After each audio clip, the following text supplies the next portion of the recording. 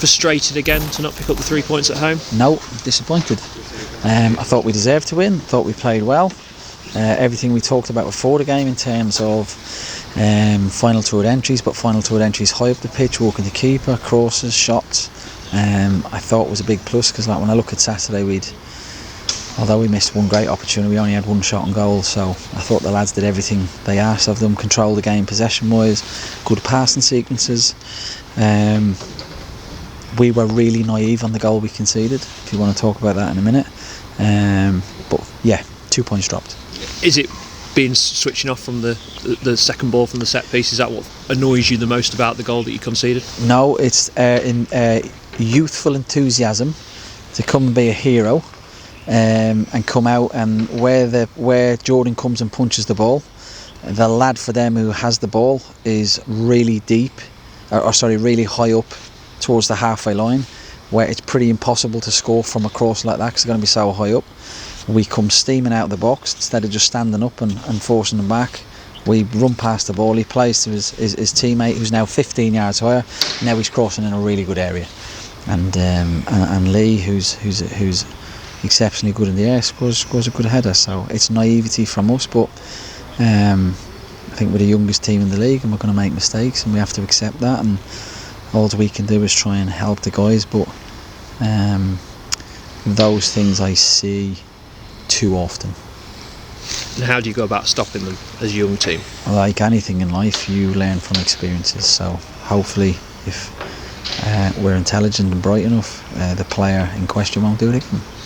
We saw a lot of changes from your side tonight. How do you feel, especially the change of Regan's position going to right wing back and Jamie coming in on the left wing back position? How do you feel they did? I thought they were excellent, hence why we put them there, to give us a more of an attacking option in that area. An element of it was to rest players because we have to, but the main purpose behind that was to give us a real attacking threat going forward, because and I thought that was evident tonight. But I thought all the lads that came in, Lass and Charles, Joe, I thought they all were very, very good.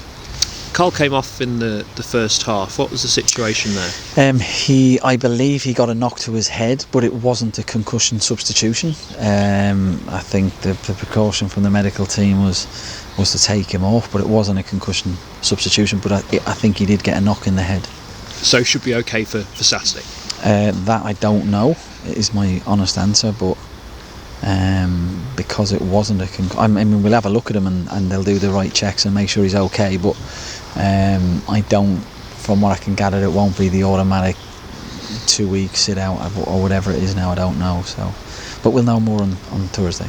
You're a positive man, a positive character. The home form, do you look at it of staying unbeaten, or do you look at it of only having one win at home in the league? I am a very positive man. No, I want us to have a lot more wins. I don't walk away and think, great, we're still unbeaten at home, we keep the record going, because we should win tonight. The teams we've played at home, Fleetwood we should have won, Forest Green we should have won, tonight we should have won, so their points dropped.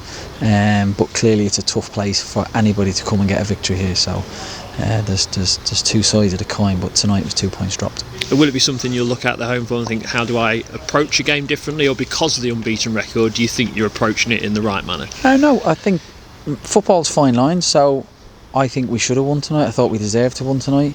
Barring a bit of naivety from one of our players tonight, we would have won tonight. And then we're having completely different conversations, and we'd be ninth in the league and everybody would be doing cartwheels except me, because I don't get carried away. So we have to be really balanced about where we are.